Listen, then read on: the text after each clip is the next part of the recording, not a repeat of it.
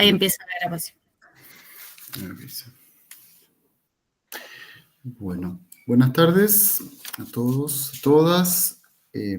Una alegría en un día bastante gris, por motivos que no voy a explicar. Reunirnos una vez más, aunque sea por este medio que nos permite vernos un poco las caras, intercambiar experiencias, lecturas, reflexiones en torno de la literatura francesa y francófona.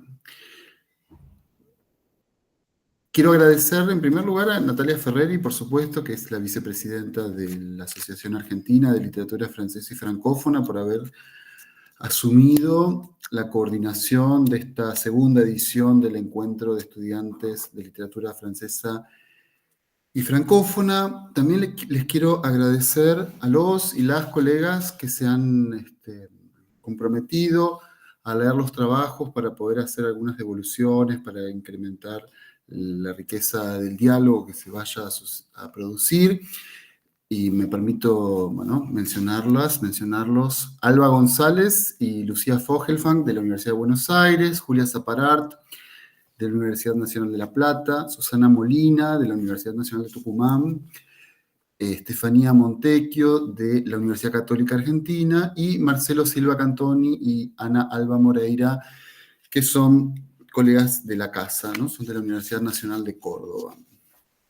Les cuento muy brevemente, para quienes nos acompañan en estas actividades por primera vez, que la Asociación Argentina de Literatura Francesa y Francófona, con otro nombre que ahora no vamos a querer recordar, se fundó en 1987, o sea, está cerca de cumplir sus 4 décadas, y siempre fue un espacio muy receptivo con estudiantes que quisieran participar, y a tales efectos, desde sus primeras ediciones y hasta la actualidad, la asociación entrega cada año un premio llamado Pierina Lidia Moró, en conmemoración de la colega de la Universidad Nacional de Córdoba que fundó esta asociación, que es un premio que consiste sobre todo en una cuestión simbólica, que es un diploma de distinción, pero también desde el punto de vista material, implica la exhibición del pago del arancel en uno de los encuentros presenciales de la ALF.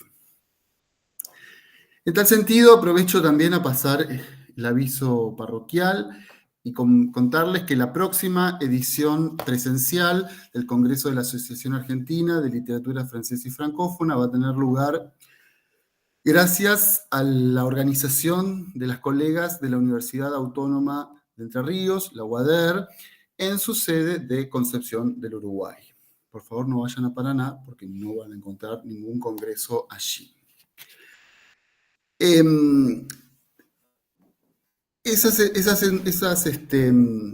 reuniones que se vienen haciendo, como decía, hace casi 4 décadas, han contado siempre con presencia de estudiantes, pero nos hemos dado cuenta que no son todos y todas los estudiantes que quisieran participar de esos encuentros. Por eso hemos creado desde el año pasado este otro espacio alternativo y sobre todo complementario, y que intenta también reforzar las posibilidades de intercambio con el resto de los colegas. Así que nos da mucha alegría que haya estudiantes de 6 universidades distintas. Esperamos que en futuras ediciones este número se vaya incrementando. Son las Universidades Nacionales de Córdoba, Buenos Aires, La Plata, Mar del Plata y Tucumán, así como la Universidad Católica Argentina. Espero que aprovechen de este encuentro, que aprovechen de las posibilidades, como lo hemos pensado, en términos formativos, es decir, que también haya un provecho de las devoluciones que hagan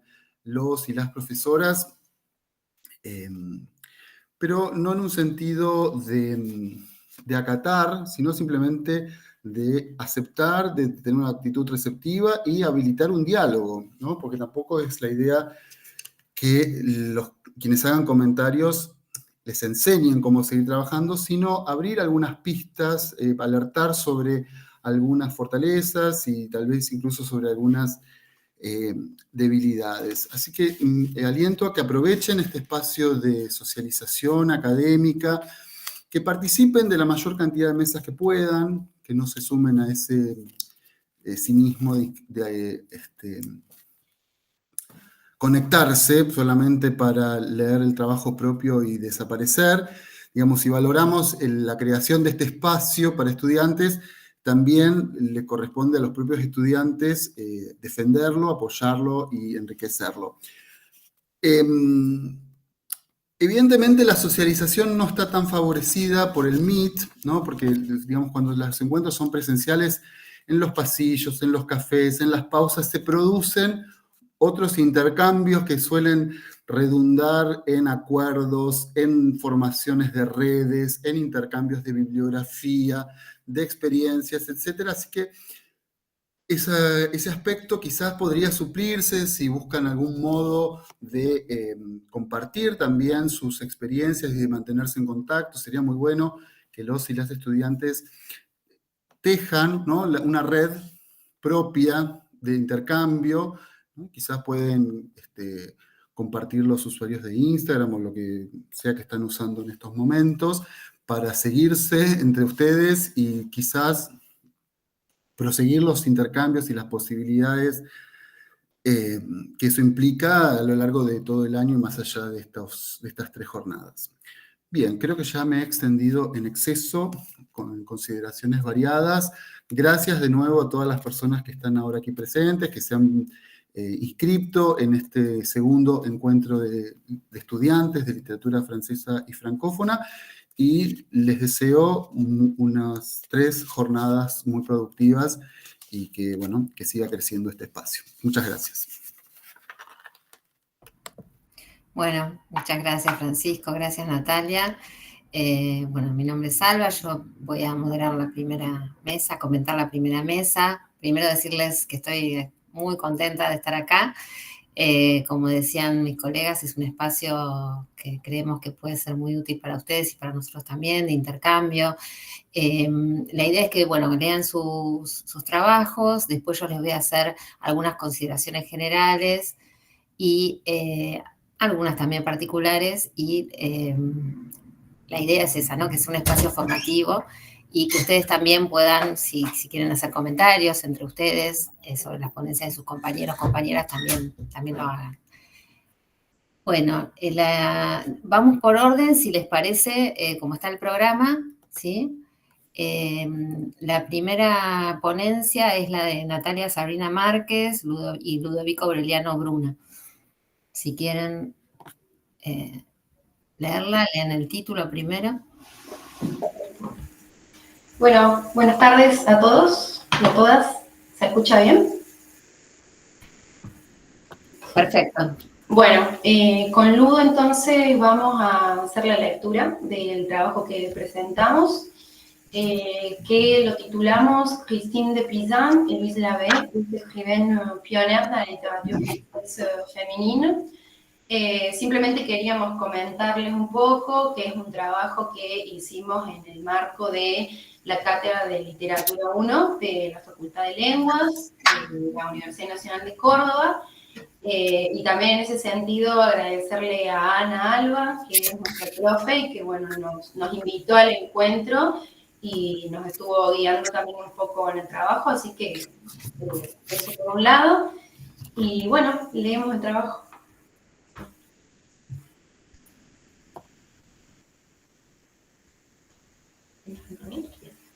Alors, Christine de Pisan est née vers 1364 à Venise et morte vers 1430 en France. Femme de lettres du Moyen-Âge, elle a incarné une figure novatrice qui revendiquait une voix féminine indépendante. Pendant sa jeunesse, elle reçoit l'éducation donnée aux filles de la noblesse, étant son père membre de la cour de Charles V, et commence à composer des textes didactiques et lyriques qui lui valent de l'admiration. Elle est l'autrice d'une œuvre variée, mêlant poésie, philosophie, politique et critique sociale. Parmi ses écrits les plus célèbres, on peut mentionner le Livre des Faits en bonnes mœurs du sage roi Charles V, le livre de la Cité des Dames et le Ditier de Jeanne d'Arc. Elle a également contribué au débat littéraire de son temps, notamment en critiquant le roman de la Rose, qu'elle considérait comme misogyne. À l'heure actuelle, elle est reconnue comme la première femme écrivain française grâce à l'utilisation qu'elle a fait de l'écriture comme un outil de résistance contre l'oppression des femmes. Le poème choisi, Dame d'honneur, veillez à votre renommée, écrit entre 1403 et 1405 et appartenant au livre du duc de Trésarmont, raconte l'éducation sentimentale d'un jeune duc. Dans cette œuvre, la dame est mariée, mais désire voir son amant qui la supplie. Elle écrit à Sibylle, la femme qui l'a élevée, pour qu'elle l'aide à cacher sa liaison, mais Sibylle le refuse et la met en garde contre les dangers que courent les femmes dans les sphères amoureuses et sociales. Ce poème, qui est une ballade courte, montre une progression thématique bien marquée. D'abord, un conseil de préservation, puis une mise en garde contre les mauvaises relations et enfin un appel à la force intérieure et à la défense de l'honneur. Dès le titre, Christine s'adresse aux femmes interpellées à incarner vertu et exemplarité. L'emploi de l'impératif « veiller » place la poétesse dans une position de conseillère, tandis que la référence à la renommée souligne l'importance centrale au Moyen-Âge de la réputation, véritable clé de l'honneur et du statut social féminin. Il adopte une démarche inédite pour son époque, en prenant la parole au féminin et en s'adressant directement aux femmes. Le poème est construit en 4 strophes composées de 32 vers octosyllabiques et décasyllabiques, forme fréquente dans la poésie médiévale. Il a un registre didactique et moraliste et un ton solennel et injonctif. Ces traits se manifestent avec la présence des verbes à l'impératif. Veillez, fuyez, il faut, ne songez pas, soyez, dénotant l'urgence de ces avertissements. De sa part, la versification soignée dans le schéma des rimes, alternant entre rimes plates, croisées ou emphasées, confère au texte une musicalité qui facilite sa mémorisation, renforçant ainsi la valeur du conseil. À la fin de chaque strophe, la présence d'un refrain, de ce méchante langue, il faut vous méfier, rythme le poème et marque son unité. Il aborde des thèmes centraux comme l'honneur, la renommée, la prudence et la sagesse et sont présentés comme des valeurs essentielles qu'il faut protéger. L'honneur et la renommée sont repris à plusieurs fois par le champ lexical honneur, renommée, bien-aimé, déshonneur, diffamé. En plus, il est personnifié dans le texte, bon renom, comme une valeur suprême. En plus, Christine met en garde contre les amitiés. L'amitié en contexte courtois peut désigner une relation amoureuse parce qu'elles peuvent entraîner des commentaires. Le danger évoque ici le regard social qui vient des bavardages, jugements frivoles et calomnies qui peuvent nuire à la réputation d'une femme et qui sont commis par des méchantes langues, imposteurs et ceux qui s'efforcent de soustraire votre honneur. Elle se place alors comme guide moral, donnant des conseils pour défendre les femmes et affirmant une voix féminine émancipée et solidaire. À la fin, il invite les femmes à être des sujets protagonistes, puisque pour elles, l'honneur ne se définit pas à l'extérieur, par les hommes ou par la société, mais construite par elles-mêmes. Elle fait appel à leur sagesse morale, par pitié, et à leur action intellectuelle, dans l'esprit azéré, soyez d'incarner. En guise de conclusion, le poème illustre clairement la voix féminine de Christine de Pisan ouvre pour son époque. Plutôt que de rester silencieuse, elle s'adresse directement aux femmes et les encourage à protéger leur réputation. Elle dénonce les calomnies des hommes tout en valorisant la solidarité entre femmes et leur sens de responsabilité. Ainsi, Christine de Pisan affirme une parole inédite et pionnière, celle d'une femme solidaire et empathique qui conseille, met en garde et défend la dignité des femmes face à une société qui les juge constamment. Un siècle plus tard, Louise Labbé, surnommée la Belle Cordière, est née vers 1524 à Lyon et décédée en 1566 dans la même ville. Elle est issue d'une famille aisée, ce qui lui a donné accès à une éducation exceptionnelle. les langues et les lettres, l'équitation et même le maniement d'armes. Cette transgression des mœurs est traduite dans ses œuvres où le désir, la passion et la liberté d'aimer prennent une place prépondérante. À une époque où la création littéraire est dominée par les hommes, elle s'affirme avec audace comme femme des lettres, revendiquant à la fois une voix poétique et personnelle et un droit à l'expression féminine. Afin d'illustrer la modernité de son ouvrage, je vous présenterai l'analyse et l'interprétation de « Je vis, je meurs », l'un des sonnets de cette poétesse. Nous commencerons par l'interprétation du titre qui annonce l'opposition centrale structurant le texte, vivre et mourir. Ce paradoxe revient tout au long du texte où le moi amoureux est bouleversé par des sentiments extrêmes et contradictoires. Pour ce qui a trait à la structure du sonnet, il suit la forme classique italienne ou du sonnet lyonnais. Il y a au total 14 vers, dont 2 quatrains et 2 tercets. Les 8 premiers vers exposent l'état de tension et de contradiction du moi amoureux. Dans les 6 derniers vers, on voit le développement du dilemme et de l'intensité des sentiments. Parmi les figures de style présentes dans le poème, l'opposition et l'antithèse jouent un rôle fondamental dans l'intensification du dilemme intérieur. Déjà annoncé dans le titre, la contradiction des sentiments convoque l'idée de circularité. L'amour bouleverse le monde du moi lyrique. En plus, le fait d'illustrer les effets sur le corps remet en cause le désir érotique féminin. L'opposition du feu et de l'eau évoque chez le lecteur une réaction physique. Le sonnet de Louise Labbé fait surgir une perspective féminine nouvelle qui se déploie à travers divers éléments du texte. D'abord, la poétesse exprime à la première personne, ce qui lui permet de revendiquer son expérience intime de l'amour. À une époque où la poésie amoureuse était largement dominée par des voix masculines, Pétrarque, Ronsard ou Juvenet, Labbé renverse la perspective. Ce n'est plus l'homme qui décrit la femme aimée, mais la femme prend la parole pour exprimer ses désirs, ses souffrances et ses combats intérieurs. Cette présence féminine devient un geste audacieux, voire risqué pour l'époque, car elle donne une véritable légitimité littéraire aux émotions d'une femme. Ensuite, Louise Labbé décrit l'amour comme une passion totale, faite de souffrance et de joie, de vie et de mort. Mais à la différence des représentations traditionnelles où la femme était un objet d'inspiration idéalisé, elle est au corps du poème, agissant comme sujet actif et conscient de ses émotions et de ses sentiments. Elle ne subit pas seulement l'amour comme une muse silencieuse, elle l'exprime, le revendique, l'analyse. Son discours devient donc une affirmation d'existence, d'indépendance et de liberté. Enfin, cette voix féminine introduit une nouvelle sensibilité dans la poésie amoureuse de la Renaissance. Loin de dissimuler ses contradictions ou ses faiblesses, Labbé assume l'instabilité et ses sentiments et avoue explicitement ses tourments. Cette authenticité annonce déjà des écritures plus modernes où la voix intérieure de la femme s'exprime sans effacement. Muchas gracias, Nadia, Ludovico. Muy bien, excelente. Vamos a leer primero las 3 ponencias y después les hago las devoluciones y hacemos el intercambio.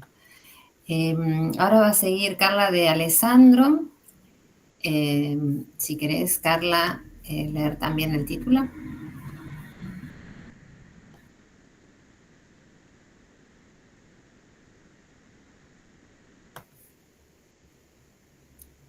¿Estás, Carla? Sí. ¿Estás por ahí, Carla? Si no...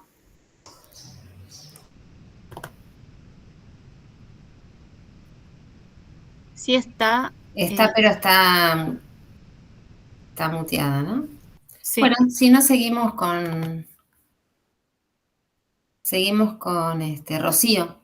Rocío Lujón Maestri, de la Facultad de Filosofía y Humanidades de la Universidad Nacional de Córdoba. Hola, buenas tardes. Rocío, ¿cómo estás? Bien, bueno, mi trabajo se titula El objeto fetiche en la educación sentimental de Flaubert. Es un trabajo que surgió a raíz del cursado de la materia de literatura europea comparada, que si bien en este caso no es estrictamente un análisis comparativo, sí surgió dentro de ese marco. Eso para tener en cuenta para comenzar. Ahí Carla escribió, justo no pudo, ahí volvió. Bueno, entonces No hay para problema. comenzar. Seguí vos, Rocío, y después. Bueno, Claro. en este trabajo principalmente se abordará la primera parte de la educación sentimental, que va desde el capítulo 1 al capítulo 6, desde la construcción del objeto fetiche. Esta concepción, ligada a una epistemología materialista, plantea que el objeto es una forma de expresar al individuo. En la obra, Madame Arnoux puede considerarse un auténtico fetiche en el universo afectivo de Frédéric, ya que él solo la ama en su función fantasmagórica e ilusoria. Madame Arnoux materializa el deseo de Frédéric y sostiene su mundo subjetivo. De esta forma, la abundancia de ilusiones y la forma de transformar el deseo en fetichismo, particularmente en la figura de Madame Arnoux, conducen a una democratización de los objetos. Es decir, la igualdad entre las cosas puede entenderse como consecuencia de la fascinación por el objeto ilusorio. Esta relación pretende entonces rastrear las operaciones que ponen en jaque el estatuto de lo real. Bueno, en cuanto a las categorías o los conceptos que voy a utilizar, son dos específicamente, el fetiche y la democratización de los objetos. Para explicar el fetiche, bueno, justamente Duchet retoma de la lógica de la mercancía marxista, retoma esto de que el objeto, justamente desprovisto de sus condiciones materiales de producción, puede considerarse como un foco semántico sustituto de esta experiencia inalcanzable. Pero quizás la distinción que realiza este autor y que se puede considerar justamente para analizar el fetiche es que el fetiche es un objeto de conciencia, pero no todo objeto de conciencia es necesariamente un fetiche. Solo llega a serlo cuando el sujeto trasciende la contemplación pasiva e intervienen dos aspectos importantes. El primero es la alienación, que lo aparta del entorno, y el segundo es la degradación, que le permite acceder simbólicamente a un mundo negado. Si nos enfocamos en la primera parte de la educación sentimental, Frédéric justamente describe a Madame con ciertos atributos, y estos atributos que se presentan en esta frase que voy a citar ahora a continuación pueden ser, pueden justamente simbolizar este acercamiento al fetiche. Atengámonos ahora entonces a esta cita. Se sintió celoso de quien había inventado lo que tanto le agradaba. Mientras más la contemplaba, mayor era el abismo que sentía abrirse entre ambos. Se decía que se precipitaba el momento en que tendría que dejarla irrevocablemente, y ello sin haberle arrancado una palabra, sin dejarle tan siquiera un recuerdo. Justamente, bueno, esta cita sintetiza estos aspectos: la materialidad, por un lado, al pensar en Madame como algo inventado, la alineación como abismo que distancia a Frédéric de la figura real de Madame, y la degradación al anhelar un vínculo frustrado sin dejarle tan siquiera un recuerdo. Por otro lado, también trabajaré con la democratización de los objetos asociada al reparto de lo sensible que propone Rancière, en donde la política comienza cuando este reparto natural se cuestiona y se devela lo que antes era inadvertido. Justamente el lazo entre política y estética da lugar a lo que él llama igualdad de indiferencia o democracia en la literatura. La democratización de las cosas, en términos de este autor, implica que los objetos están allí antes de ser algo. Este rechazo de la metáfora conduce al lector a centrarse en la superficie, la forma y la pura existencia del objeto. Entonces, tomando como base estas dos categorías, fetiche y democratización de los objetos, retomo la hipótesis de trabajo. La democratización de las cosas puede analizarse como consecuencia de la lógica fetichista sostenida en la figura de Madame. El objetivo aquí es rastrear entonces los mecanismos por los cuales el fetiche actúa como nivelador entre las cosas y de algún modo tensiona el estatuto de lo real. El corpus seleccionado es la primera parte de la educación sentimental, donde se va configurando tempranamente la figura de Madame, y para organizar el corpus me pareció apropiado analizarlo mediante lo que se llama o lo que se denomina eje sintagmático, en donde los objetos se suceden o reaparecen. Esta disposición agudiza las características de los objetos y los dota de una mayor cantidad de detalles. Entonces, podríamos ver que esta secuencia de objetos constituye un patrón donde cada elemento es completado por sutiles paralelismos, y así el nivel de detalle puede interpretarse como posible efecto del fetiche.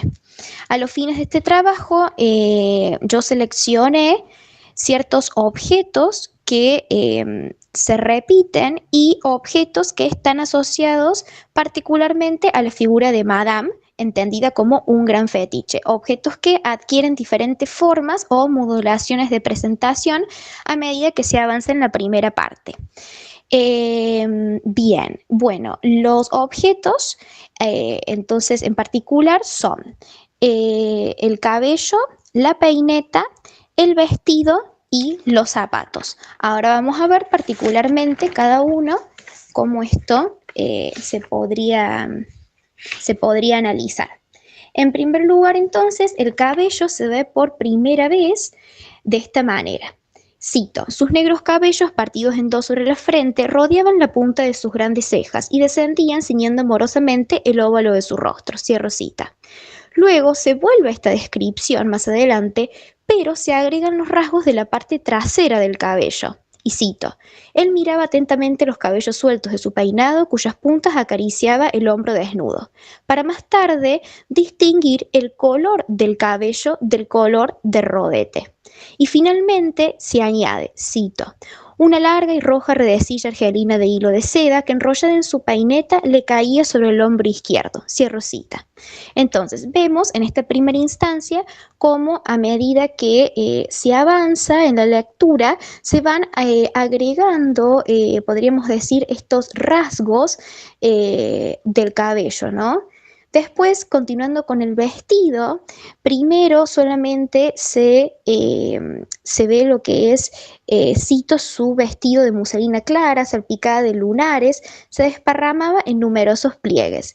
Y luego más adelante se enfatizan esos pliegues, particularmente el ruedo del vestido, y más tarde estos pliegues se agudizan justamente por el sonido del roce, y cito: se deleitaba al oír el frufru de su vestido cuando pasaba por las puertas. Después podemos ver la focalización también del zapato, que comienza por su materialidad, para más tarde pasar a la confección y finalmente la fascinación justamente de Frederick por el calzado se expande de lo particular a lo general al observar la vidriera, el escaparate en la primera parte de la obra, en donde todos los zapatos pueden entenderse o son convertidos en fetiche. Y cito: en las vitrinas de las zapaterías, las pantuflas de raso con orle de plumas parecían esperar su pie. Justamente esta mirada detenida incluye todos los elementos y establece una correspondencia con cualquier tipo de aparición. Si bien a primera vista parece extenso este repertorio de fragmentos, el fetiche entonces puede explicarse por la permutación de valores, podríamos pensar, desde la teoría marxista, en donde el valor de intercambio supera al valor de uso. Pero aquí hay una salvedad que marca Jameson en el giro cultural, en donde él menciona, y cito, en esto radica el meollo no ortodoxo de estas explicaciones ortodoxas, porque se supone tácitamente que con el surgimiento del valor de cambio nace un nuevo interés en las propiedades materiales de los objetos. Aquí su equivalencia por medio de la forma monetaria conduce más bien a un interés más realista en el cuerpo del mundo y en las condiciones nuevas y más vívidas relaciones humanas desarrolladas por el comercio. Entonces, a partir de esta postulación de Jameson, podemos pensar que la primacía del valor de cambio obliga a la sociedad a agudizar y percibir detenidamente el objeto. A través de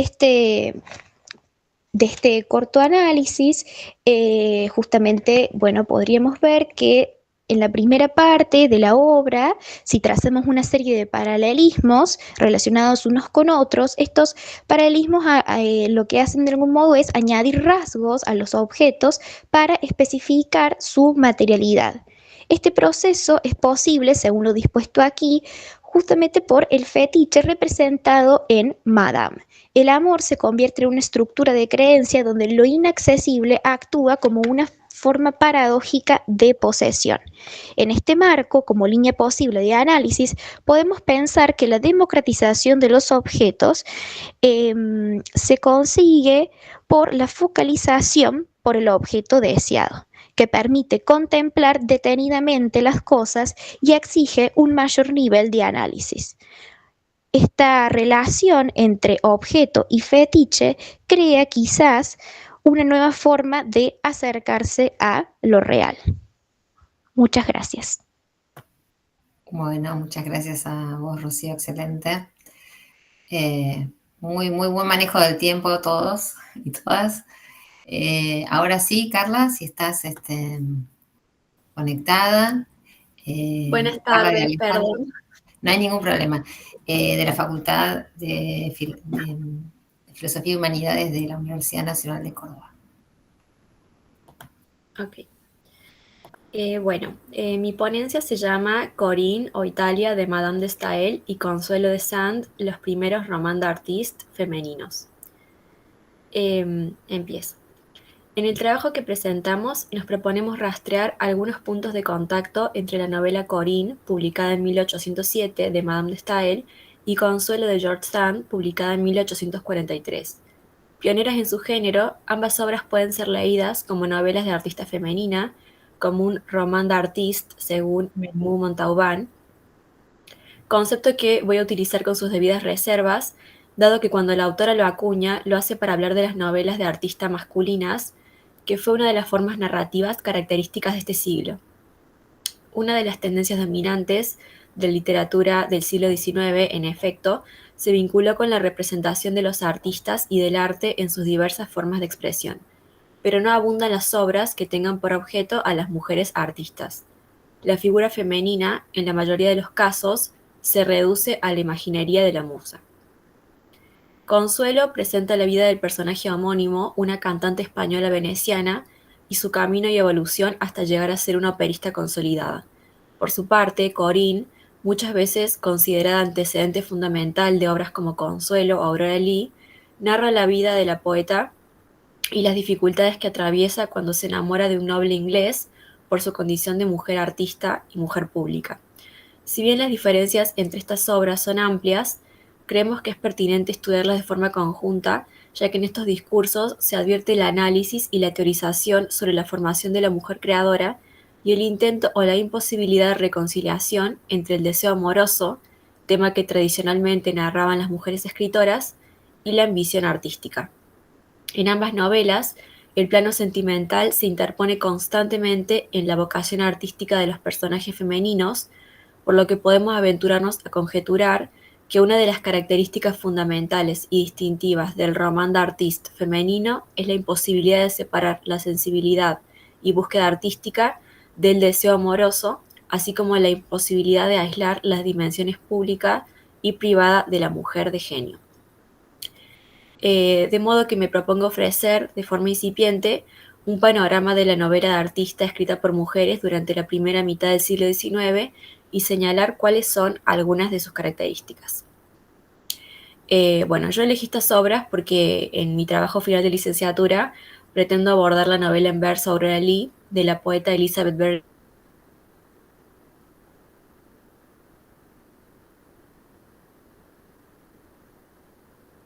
Me llamó la atención la dificultad de encontrar novelas escritas por mujeres que tengan como núcleo a la mujer artista.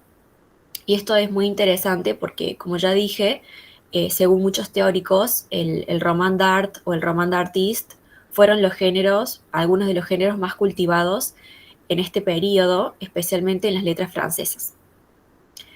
Entonces, el Künstlerroman o el roman d'artiste, Künstlerroman se llama en Alemania, tiene su origen en el Bildungsroman alemán, género que se irradió rápidamente al resto de Europa. La novela de formación se popularizó en la segunda mitad del siglo XVIII y su surgimiento coincidió con el desarrollo y el auge de las teorías sobre el arte contemporáneo. Cuando Melmoth Montauban analiza este subgénero, y reitero que ella solo se detiene en las novelas de artistas que tengan, a novelas de artista que tengan por protagonista un hombre, explica que en las obras que encuentran acomodo bajo este género, las mujeres representan y encarnan las debilidades de la sociedad, los lugares comunes de la burguesía denostada y criticada por los novelistas. De hecho, la mujer es comúnmente presentada como un símbolo de una sociedad decadente y consecuentemente enemiga del artista, destinada a ignorarlo y a causarle sufrimiento o destruir su vida o genio creativo. Y en estas obras se insinúa también que el artista debe evitar cualquier relación con mujeres, o al menos debe limitarlas al plano de lo sexual, al margen de cualquier influencia emocional. Así, el personaje femenino que se erige como privilegiado en estos relatos, y también como la única compañera posible del artista, es la prostituta, ya que no exige una conexión emocional.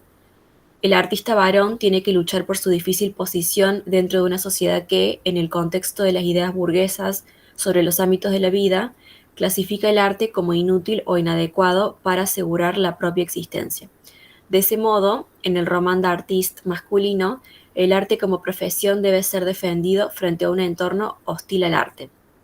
Por lo tanto, el tema de la novela de artista no es la educación que propone el Bildungsroman, que tiene como objetivo la integración del héroe en un lugar dentro de una sociedad aún por definir, sino más bien la autoafirmación del artista, consciente de su posición por fuera y ajena a esa sociedad. Además de las consideraciones sobre la legitimidad del arte en general, estas obras también presentan cuestiones estéticas como los criterios del éxito de una obra de arte, la correcta concepción del arte y la posible primacía de una de las artes. Antes de continuar con una posible caracterización del roman d'artiste femenino, brevemente diré que la primera parte de Consuelo, en la que me voy a detener en esta ocasión, presenta la vida del personaje y, como hemos dicho, su camino y evolución y dificultades hasta llegar a ser una prima donna. Por su parte, Corinne o Italia narra el proceso casi inverso.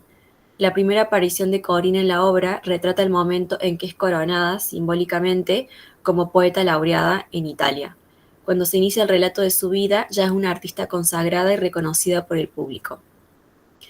Uno de los ejes centrales de esta obra es la concepción artística estética de Madame de Staël del artista como sacerdotisa y como profeta.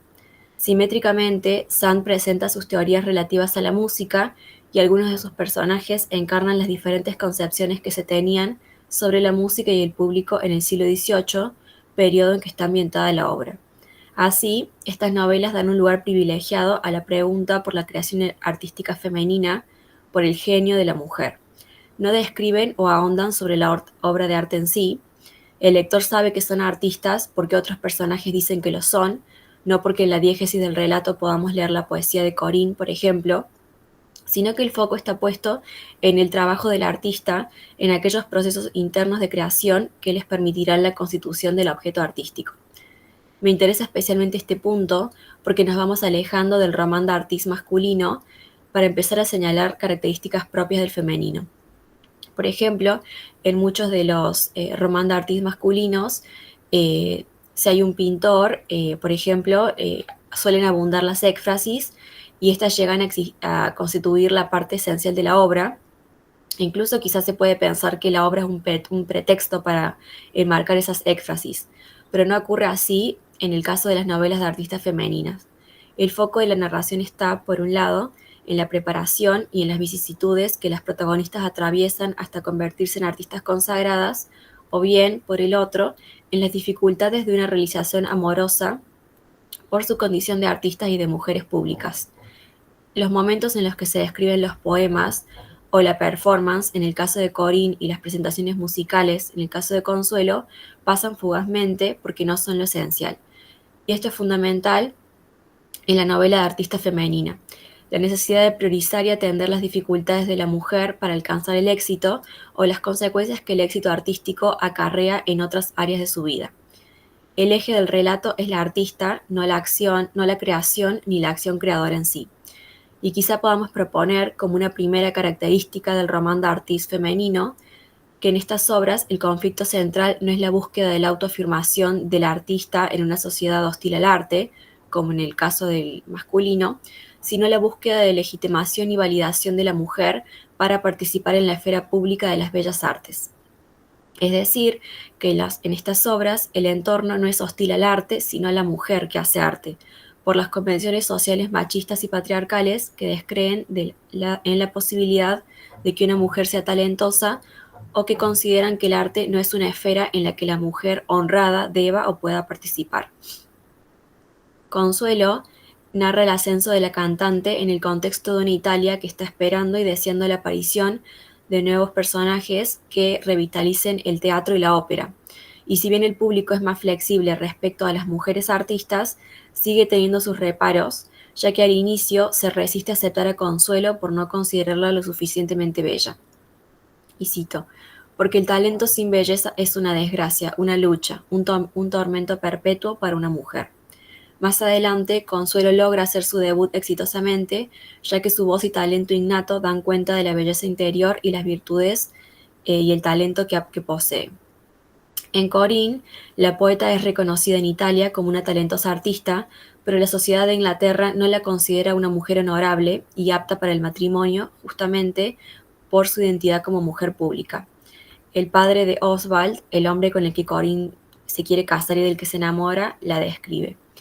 Tiene más talento que amor propio, pero los talentos de este tipo inspiran necesariamente el deseo de desarrollarlos, y no sé qué escenario puede contener esa actividad mental, esa imaginación impetuosa, ese carácter ardiente que se percibe en cada palabra que pronuncia. Por supuesto, se llevaría a mi hijo fuera de Inglaterra, ya que una mujer no puede ser feliz aquí. Solo Italia le sentaría bien. Y de hecho, para poder dedicarse al arte, la familia de Corinne finge su muerte para que su casa no caiga en la deshonra y vergüenza, y ella se ve obligada a renunciar a su apellido y hogar y adoptar otro nombre.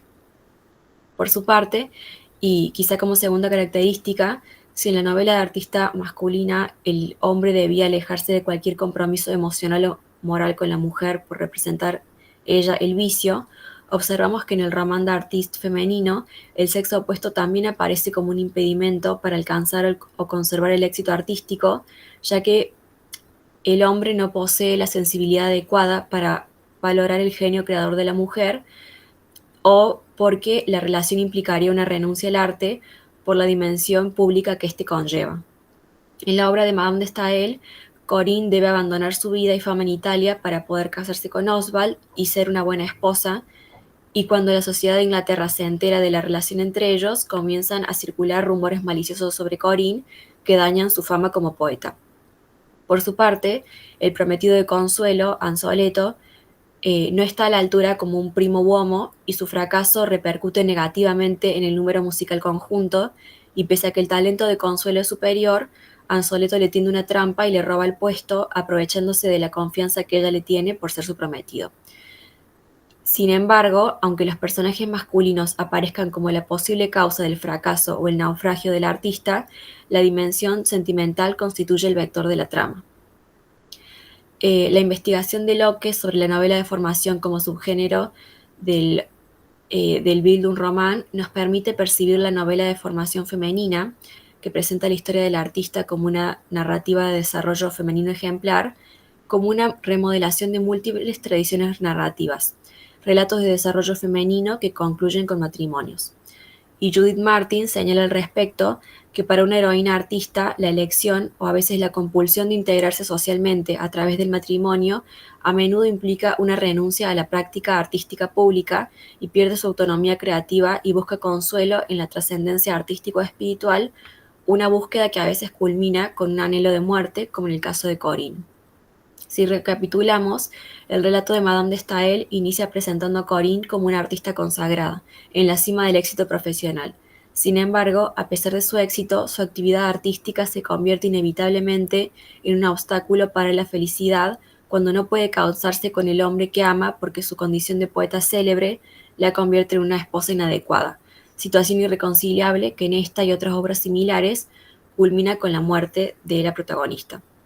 En este sentido, observamos que es posible hablar de una tradición del roman d'artiste femenino. Esta se desarrolla en paralelo, pero separada de su contraparte masculina, por lo que se puede reconocer una tradición independiente. Y en relación con lo que acabamos de decir y con lo que hemos expuesto ya, podemos señalar también como otra característica que en el roman d'artiste femenino la esfera sentimental siempre está presente y constituye uno de los nudos centrales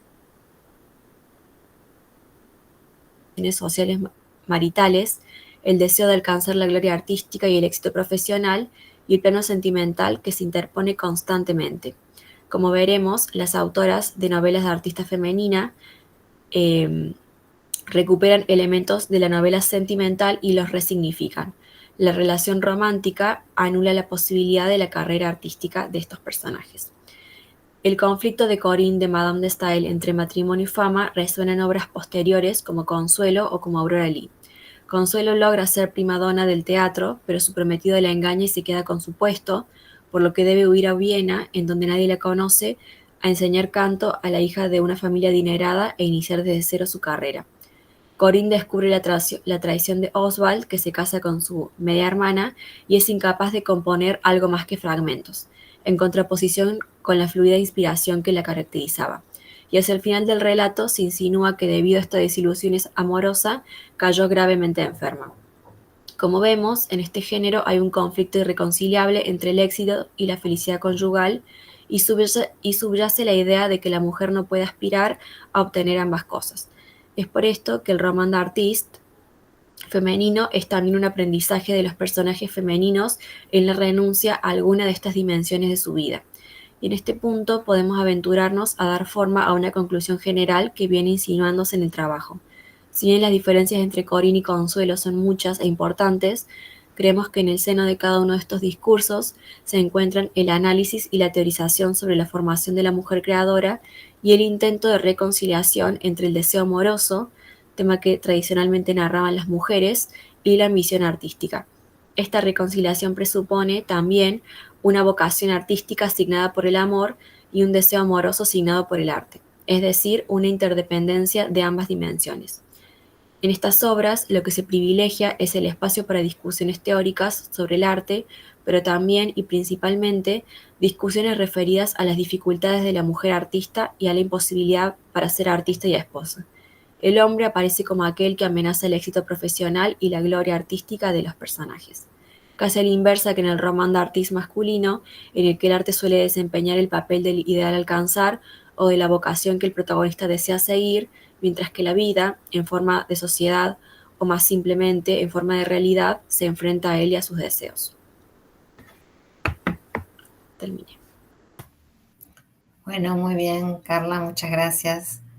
Bueno, muy bien las tres ponencias, muy bien el manejo del tiempo, cómo las leyeron, eso estuvo muy bien. En principio tengo curiosidad de ver cómo eligieron el tema, si corresponde a algún trabajo. Bueno, Rocío nos estuvo comentando que era parte de un trabajo que estaba haciendo en la facultad. Y Nadia y Ludovico, ¿cómo eligieron el tema?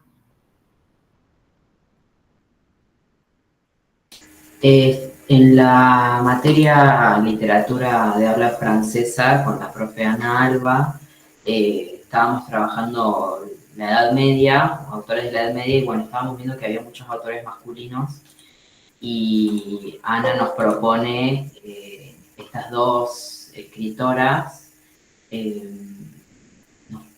habíamos trabajado primero unos poemas de Christine de Pizan, me parece, Sí. y justo apareció lo del Congreso y Ana nos dijo que nos queríamos presentar y bueno, terminamos leyendo también Luis Lavé, pero fue viendo literatura de la Edad Media, básicamente. Sí, no, eso, y nos interesó como dentro de todos los autores de la Edad Media recuperar estas dos, justamente por ser, bueno, un poco como se repetía en los otros trabajos también, autoras que desde la escritura reivindicaban los derechos de la mujer, no solo como artista y en el plano de la literatura, sino también teniendo implicancias no sé, en la política, en conflictos bélicos del momento, etcétera, ¿no? O sea que lo escribieron para este encuentro. Sí. Perfecto, bueno. Rocío, vos nos contabas que era dentro de la licenciatura, que lo escribiste como parte de lo que estábamos haciendo. Sí, fue en el marco del cursado de la materia Literatura Europea Comparada, que bueno, si bien en este caso trato solo un solo autor, la idea es continuar con justamente esta investigación y poder en un futuro también hacer un análisis comparado. Porque bueno, me interesa particularmente ese tema, pero sí, es bastante preliminar lo que expuse hoy y surgió a raíz del cursado de esa materia. ¿Y lo que te interesa es el tema del objeto fetiche? ¿Te interesa Flaubert como autor? Más particularmente esto de la democratización de los objetos, que es algo que quizás ya se ha trabajado bastante, diría, pero que entiendo yo también que quizás en un análisis comparativo puede resultar enriquecedor esa democratización que postula justamente Rancière, ¿no? ¿Y con qué otro autor pensabas compararlo? Y quizás con otro de los autores también que estuvimos, viendo en la materia, particularmente estuvimos Carlita, sí, porque también cursé junto con Carla, que bueno, también estuvimos viendo otro autor, no sé si... Dickens, Eliot, Balzac, no sé cuál habías pensado. Eliot, George Eliot. quizás. Sí, leímos una parte porque es bastante extenso la obra de Eliot, pero quizás lo relacione con ese autor.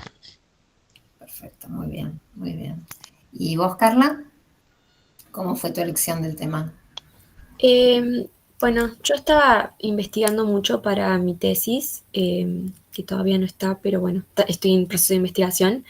Y yo voy a trabajar con una novela inglesa que se llama Aurora Lee, que es una novela, una novela de artista, digamos. Y me puse a rastrear, digamos, antecedentes para ver, obviamente, de dónde parte la autora. También ella era muy fan de George Sand y de Madame de Staël. Así que cuando me puse a investigar, encontré que las dos tenían una novela de artista y me puse a leerlas, obviamente, para pensar qué características tenían en común con Aurora, qué cosas podía haber extraído Elizabeth Barrett Browning, que es la autora. Y bueno, leyéndolas, me parecía como que dialogaban.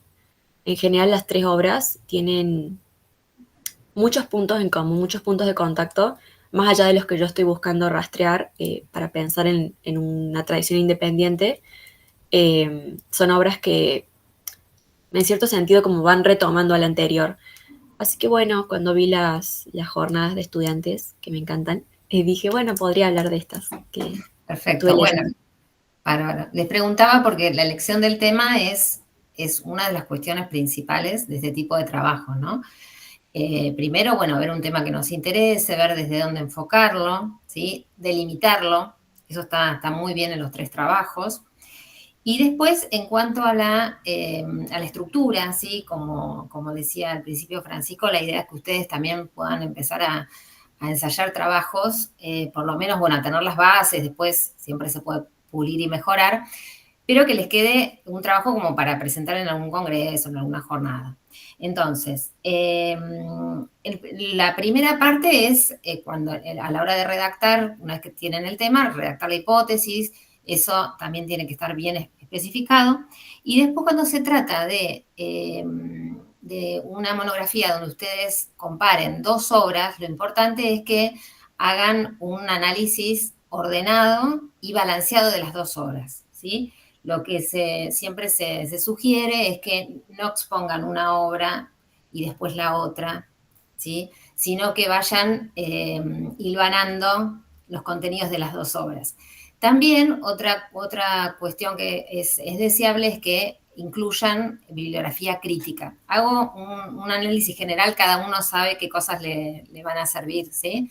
Que cuando ustedes piensan el tema, investigan, leen las obras en profundidad, después traten de vincularlo con bibliografía crítica. Esta bibliografía crítica tiene que estar citada, ¿sí? Pueden poner citas textuales, pueden parafrasear también, y después cuando hacen la bibliografía, que esto lo observé en algunos trabajos, tienen que citar solo la bibliografía que está mencionada en el texto, ¿sí? Porque uno, bueno, cuando trabaja en una ponencia, investiga, lee mucha bibliografía, pero lo que sí siempre se pide es que esté, la bibliografía es la que se menciona. Otra cuestión también que observé es el tema de obras, por ejemplo, en tu caso, Carla, que citaste, que la leíste la obra de Madame Stein en inglés, ¿no? ¿Qué pasó? ¿No la conseguiste en francés o es que no lees inglés? No, sí o sea, la conseguí en francés y la revisé en francés porque la verdad es que yo muy poquito de esa lengua, pero bueno, si voy a hacer un trabajo me siento más cómoda citando en inglés porque siento que es lo que entiendo realmente y no quiero equivocarme. Bueno, en el caso de ese tipo de lecciones, lo ideal es que lo especifiquen. Si ustedes van a hablar van a trabajar con una obra que está en francés, pueden no manejar, por supuesto, el idioma francés, y el idioma en que está escrita la monografía es en castellano, se ponen las citas en español y siempre se referencia, por supuesto, la traducción. Si vas a hacer una lección, como hiciste ahora, en inglés, y vas a poner las citas en inglés en el trabajo, tenés que justificarlo de alguna manera, ¿sí? Esto, por supuesto, es en el caso de hacer una presentación de este trabajo. Otra cuestión también que a veces es muy dificultosa es el tema de la conclusión. Es todo un tema la conclusión, la idea es siempre terminar con un párrafo que no sea muy extenso, donde ustedes vayan recogiendo, ¿sí? las ideas principales y las vayan hilvanando de una manera resumida. Y también lo que se sugiere es que dejen algún interrogante abierto, alguna línea de investigación, cómo se puede seguir. Ustedes mencionaron en los trabajos que por una cuestión también de extensión de la ponencia, hay algunos cabos que quedaron como para investigar. Bueno, eso lo pueden poner hacia el final, ¿sí? Como para que quede una conclusión que dé lugar a otras investigaciones posteriores. Otra cuestión también que quería mencionarles es el uso de la persona gramatical. Lo que se recomienda en general, salvo que sean autores muy así reconocidos, donde haya una primera persona del singular muy fuerte, se recomienda para este tipo de trabajos usar o la primera persona del plural, un nosotros, o un impersonal. Una vez que ustedes eligen la persona gramatical donde se sientan más cómodas o cómodos, tienen que mantener ese registro, ¿sí? Mantener esa persona durante toda la exposición, porque ha habido casos que empiezan con una primera del singular y siguen, ¿sí? con una primera del plural. Y algunas también, algunas expresiones que vi que puede ser cuando hacen la explicación, ¿sí? Hacen una explicación de lo que están exponiendo, pero en el texto escrito no es conveniente que pongan, me llamó la atención tal cosa, estaba investigando y encontré tal otra, ¿sí? Esas cuestiones las tratamos de evitar. A ver qué otra cosa tenía. A ver.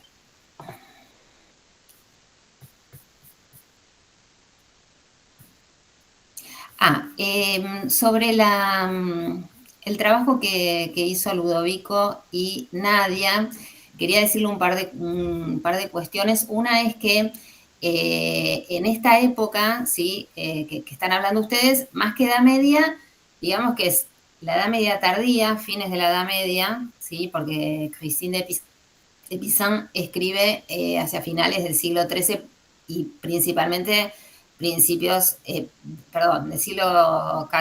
y principios del siglo XV, y ya estamos ahí en el inicio de lo que es el Renacimiento, ¿sí? Entonces, tanto Christine de Pizan como Louise Labé, podemos decir que la primera está a fines de la Edad Media, principio del Renacimiento, y ya Louise Labé está en pleno Renacimiento, ¿sí? Que es el siglo XVI.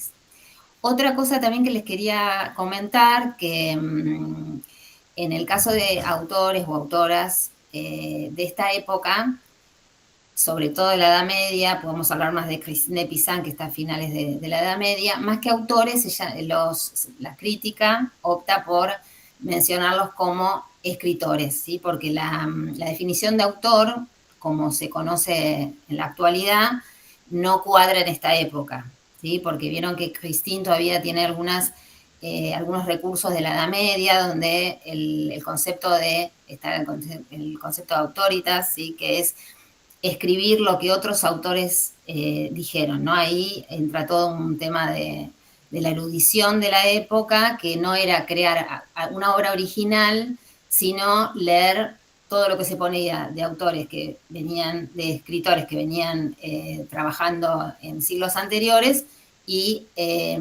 escribir sobre eso, ¿sí? Otra cosa también que me parece interesante que pueden agregar esto para enriquecer el trabajo de ustedes es que cuando hablan de debates literarios en los que participó Christine de Pizan, sería interesante que hagan alguna mención a la querella de las mujeres, que fue un debate literario que Christine fue la precursora, la que creó ese debate, como ustedes bien dicen, a partir de una crítica al Roman de la Rosa, al libro de la Rosa, que se consideraba, como ustedes también bien dijeron, un texto extremadamente misógino. Otra cosita también que quería mencionarles es, en un momento ustedes dicen que es la Christine, digo Christine porque también otra característica de esta época es que las autoras y los autores no se los nombra por el apellido. Por ejemplo, no pueden decir de Pizan dijo tal cosa o sostiene tal cosa, sino o Christine de Pizan o Christine. Ustedes igual esto, todas las veces la nombraron como Christine de Pizan, pero se los digo también para agregar. En cuanto a que es la primera mujer escritora francesa, yo agregaría profesional, ¿sí? Porque hay otras escritoras, hay algunos antecedentes de otras escritoras, pero Christine de Pizan fue la primera escritora profesional. A ver si me quedó algo por decirles.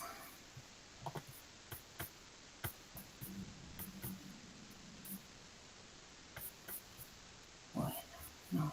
Lo otro ya es más general. Bueno, ¿quieren contar algo? ¿Cómo fue el proceso de escritura? ¿Si los animó a venir? Ya dijeron, bueno, que algunas ponencias las habían escrito pensando en este encuentro. ¿Quieren hacer algún comentario? ¿No? Bueno, agradecerles. La verdad que los tres trabajos son realmente muy buenos. Solo tienen que prestar atención por ahí a esas sugerencias. pero bueno, también sabemos que están en plena cursada y que a veces, bueno, es muy difícil dedicarle tiempo a este tipo de encuentros, pero creo que que les va a ser útiles. Así que bueno, muchas gracias y felicitaciones a los 4.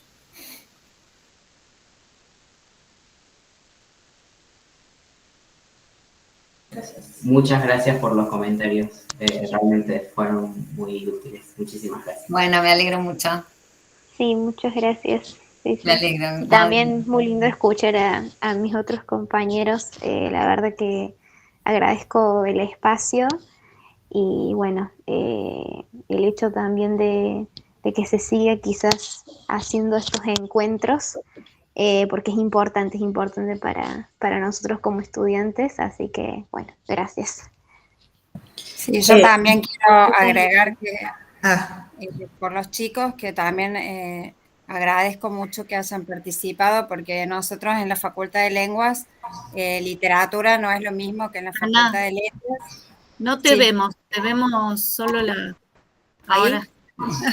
Bueno, yo quería decirle a los chicos que también los felicito que se hayan animado, porque bueno, yo pertenezco a la Facultad de Lenguas, que no es la Facultad de Letras, entonces hay muy pocos espacios de literatura y la verdad que los chicos también estaban un poco dubitativos sobre su participación, así que bueno, agradezco que hayan hecho el esfuerzo.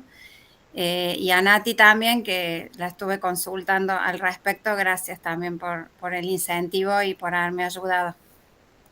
Sí, es que realmente está muy bueno el trabajo de los chicos, es muy interesante, aparte que hayan rescatado esas 2 obras, realmente es muy interesante y es también una época difícil de trabajar. Yo, bueno, por eso porque también me dedico a investigar esa zona, digamos, son 2 autoras que yo trabajo, por eso por ahí me detuve en cosas más muy específicas,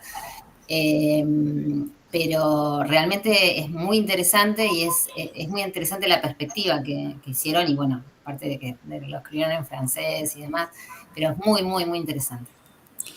Quería agregar, si me permiten, bueno, felicitarlos a los chicos por el francés, porque estuvo clarísimo, se escuchó, se entendió todo, o sea que tienen una muy buena dicción, y rescatar también esto de que se animen a participar no solo de los encuentros de estudiantes, sino de las jornadas más, las de adultos, digo yo, las jornadas nacionales, porque, bueno, si no me equivoco, Lidia Moró rescataba mucho el uso de la lengua francesa en las jornadas y la verdad que lo estamos perdiendo. Cada vez hay más trabajos en español y menos trabajos en francés, así que ustedes se animen a hacer trabajos en francés está buenísimo. Así que, bueno, los quería encourager a continuer. Merci.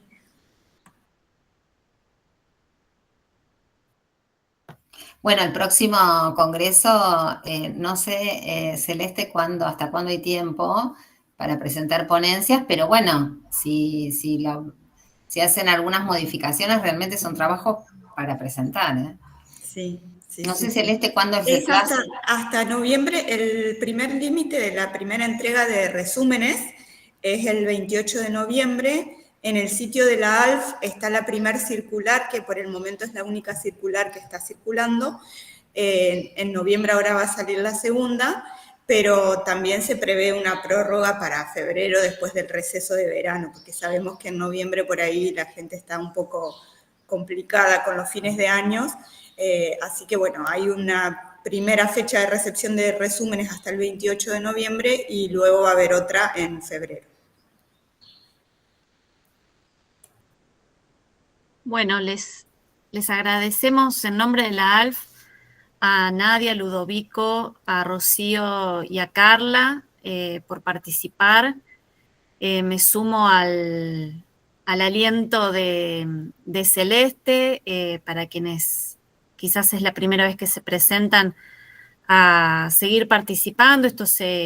La idea es sostenerlo todos los años, así que ojalá que puedan volver a participar, que lo hagan en francés. Es valiosísimo para nuestra asociación. Agradecemos igualmente, por supuesto, en español. Toda participación es bienvenida. Y agradezco especialmente a Alba por la atenta lectura, los aportes y bueno, a quienes están presentes, les agradezco especialmente también por acompañarnos. La segunda mesa empieza a las 17:45, así que tenemos un recreíto para ir a tomar algo, por lo menos en Córdoba hace mucho frío, para ir a tomar algo calentito y nos encontramos más tarde. En Buenos Aires también hace frío. Último detalle, porque estoy viendo el formulario, todo el mundo no se inscribió en la asistencia, hay un formulario en el chat para dejar su asistencia, más allá de que hayan sido expositores, asistentes o moderadores, necesitamos esos datos para la certificación final. Muchas gracias. Gracias, Cele, por recordarlo. Bueno, nos vemos en un ratito.